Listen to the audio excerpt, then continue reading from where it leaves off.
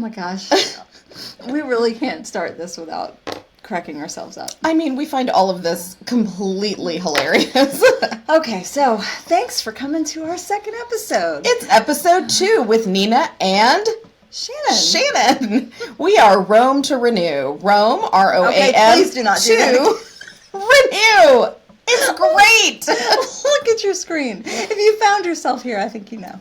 And welcome. Okay, so we're going to talk a little bit about the Virgin Voyages cruise that we did in September that we touched on in the last episode, but we're going to go a little bit more in depth and talk about the things that we really loved. Yeah, today we're going to talk about each of our top 5 favorite parts of the Resilient Lady experience in September. I don't think we're that organized. We are going to roughly talk about 5-ish things that we loved and probably go off on multiple tangents. Okay, so we initially traveled to London and got off the plane at the crack of dawn.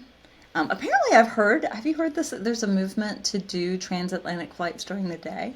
I have heard that, but actually I don't understand the appeal. Because night flights are where it's at. You sleep on the plane, you wake up bright and early in your new European destination, and start your day. But we didn't really sleep on the plane.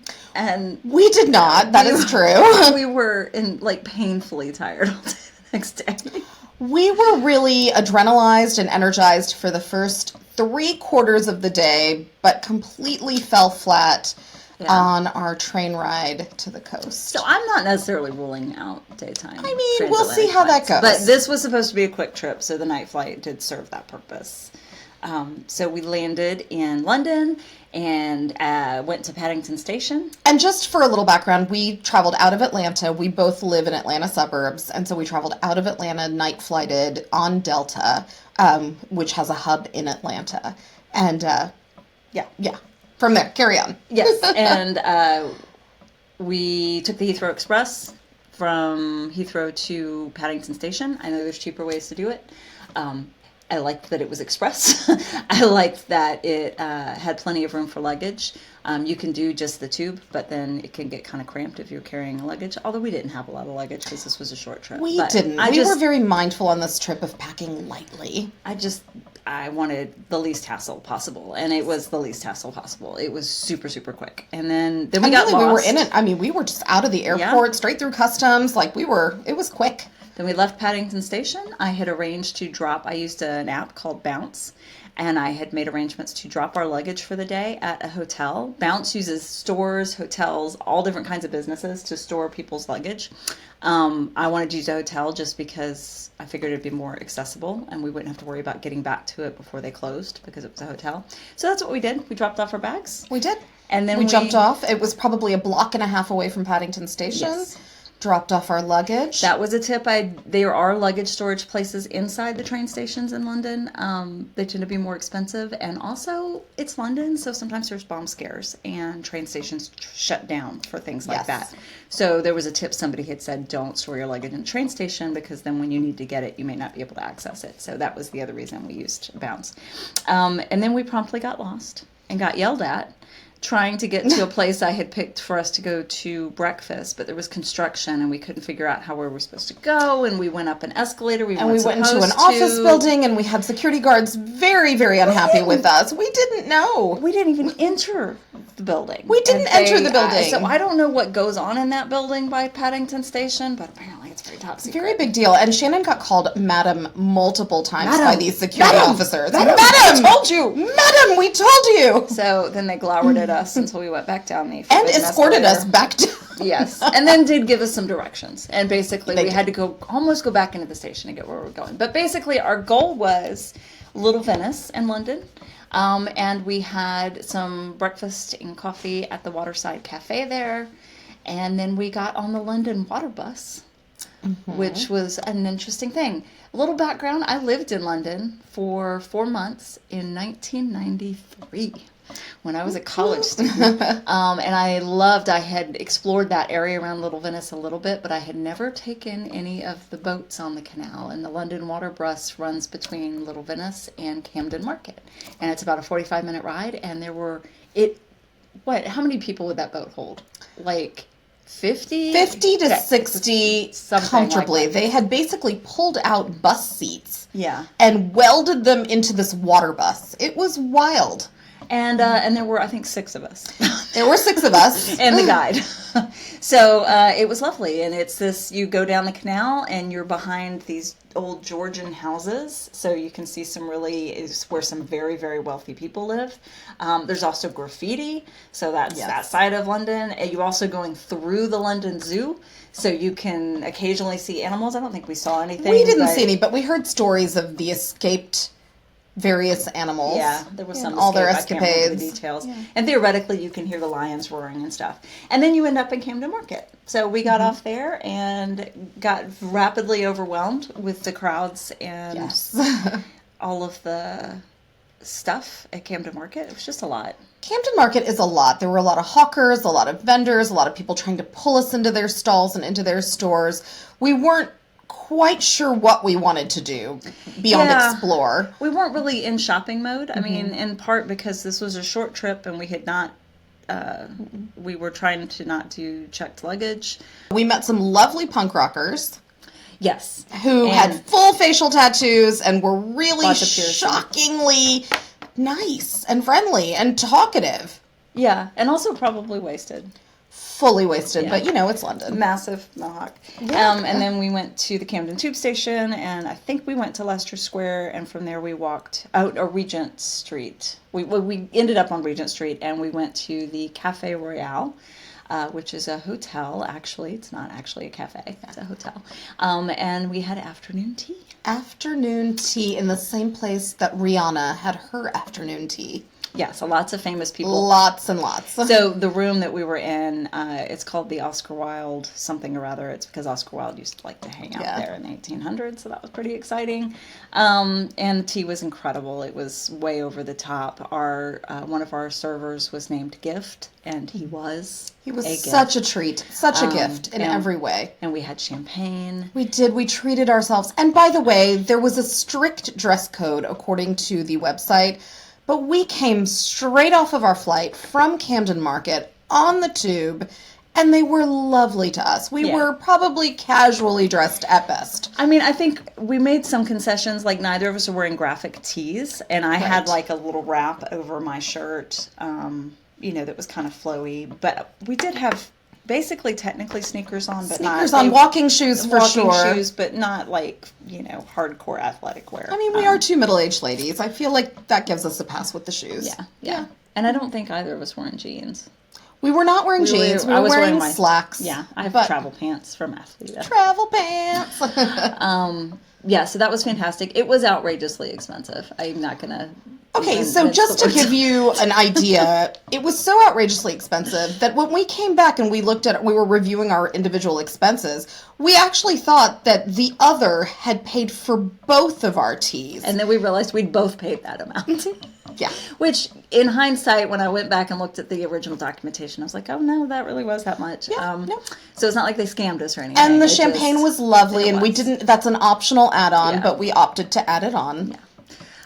So that was incredible, and they sent us, we could not eat everything they gave us, so they packed us these beautiful little boxes. Little luggage, little suitcases.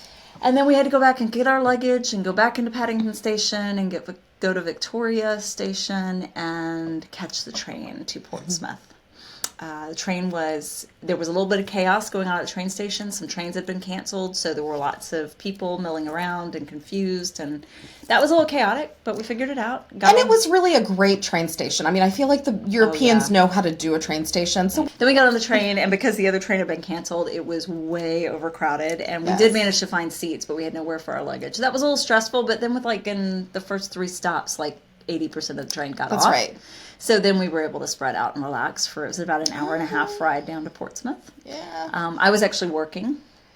Shannon was actually working her day job. Yeah, I had to do payroll that day for my day job. That's important. You don't want to be late for payroll. So I, was using my phone as a hotspot, and I got it done.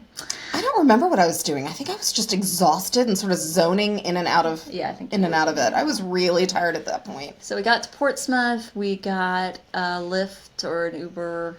I can't remember which one we did. And we went to the Queen's Hotel in Portsmouth. And I'm going to stop here for just a moment to shout out the Queen's Hotel in Portsmouth. It was fantastic. Freaking-tastic. We loved it. Loved it.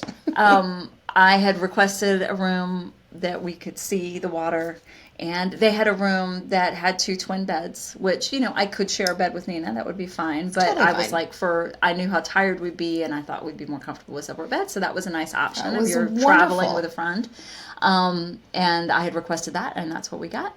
And so we were gonna have dinner. They have a lovely little restaurant there, and we were gonna have dinner there. And honestly, we got into the room and we were just like, "Oh my God, no!" So we had leftover treats from tea, and we ordered a pizza. We ordered Uber Eats in London. And Well, we got no, in pizza and Portsmouth. bread in Portsmouth, sorry. And we got pizza and breadsticks delivered to our hotel. And I sent Shannon down in her pajamas because at that point I was actually done. I was in my pajamas and not exiting the room. And Shannon went downstairs and brought us cocktails from the posh bar downstairs and pizza. Yep. And it was a lovely evening. And then we crashed. And then I had set my alarm really, really Wait, early. we're going to stop here because I think at this point you've gotten all the preview. And now we're going to launch into our top 5. Okay. And you can start because I know what you're going to say as a highlight. Or is that my highlight? Well, you said it was a core memory, but it was also Okay. a highlight for me. Then I'll talk about it. So what Shannon is alluding to is probably number 1 on my list as a core memory. Our room, first, the Queen's Hotel was a historic, stunning, beautifully renovated hotel. It's gorgeous. But the most important piece to this was that Shannon had booked us a room overlooking the water, overlooking the port where the ships came in and out. And we had decided, I wasn't sure we were actually going to do it since we were so exhausted, but we had decided that we wanted to watch the Resilient Lady coming into harbor. We decided that the night before, but already it was pushing midnight, and she was scheduled to come in 3:30, 4:30. We weren't quite sure when, and I just wasn't sure it was going to happen. But Shannon set an alarm. Actually, I think you set a couple of alarms. I did, because I woke up each time you woke up and tracked it on her tracker. I was using Cruise Mapper, if Yeah. you've ever used that, to try and figure out where she was. And at one point, so I was like laying in bed, and I was like, do I get up and go look out the window? It was like one of those. And I was like, I see where she is on Cruise Mapper, but I'm not sure if that'll be close enough for me to see her. And then I finally got up and went and looked out the window, and I was perfect timing. I was like, oh my God, she's right there. And I was awake, but hadn't actually moved. And so I leapt out of bed, and I can't tell you how perfect this was. Our view was over a green and literally right on the water. And the only thing you could see were the stars in the sky, this beautiful, serene green. The weather was perfect. We'd flung open the windows, and the Resilient Lady was coming into harbor. And man, she was beautiful. She was lovely. And she was so close. Like, right there. Based on, like, looking at Cruise Mapper, I couldn't tell. I just, like, the seawall, the green is in front of the hotel, and then you have the seawall. It looked like the side of the ship was like 10 feet off the seawall. I know it wasn't that close, but it is a really interesting, the entrance to Portsmouth Harbor. It's deep, narrow but and it's deep. narrow.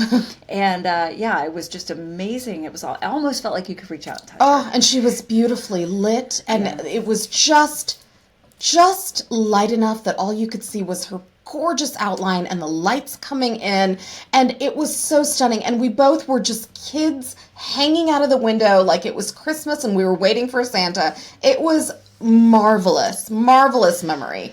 So I got some footage, and it's da-da-da-da-da. It was great. And then we went back to sleep. And then maybe perhaps the first of many bloopers started. I guess neither of us thought to reset an alarm, because we were both like hyped up and excited. So excited. We were like, well, we should try let's and just get a catch little bit a more quick sleep. hour of sleep, and then we're gonna get up early, and we had big plans to have breakfast and explore Portsmouth and go to a wine store. And we were going to go to a wine store to take some booze onto the ship. Yeah, because you're allowed to take 2 bottles. 2 bottles, and we hadn't wanted to bring 2 bottles from the States, and we didn't want to carry them around in London. So I had mapped out some stores in Portsmouth. We had a full plan for the morning before we onboarded. And one of us woke up and leapt out. It was me. I woke up with a start and leapt out of bed because our checkout time was 11 o'clock, and I think it was 10:45, maybe 10:45. Yeah. And I screamed. Shannon, who was probably 12 inches away from me in the other twin bed, and I screamed at her to wake up, and I was so disoriented and didn't quite know where we were or what was happening, and Shannon was probably even more disoriented than I was.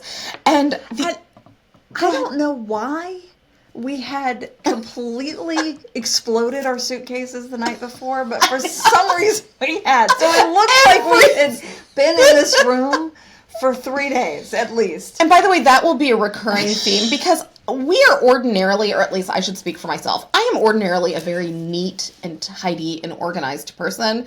But for the duration, starting in the Queen's Hotel, I reverted back to a teenager living in a dorm room with stuff everywhere. So I'm panicked, and I am trying to call down to the front desk to say, hey, we need to extend our checkout time.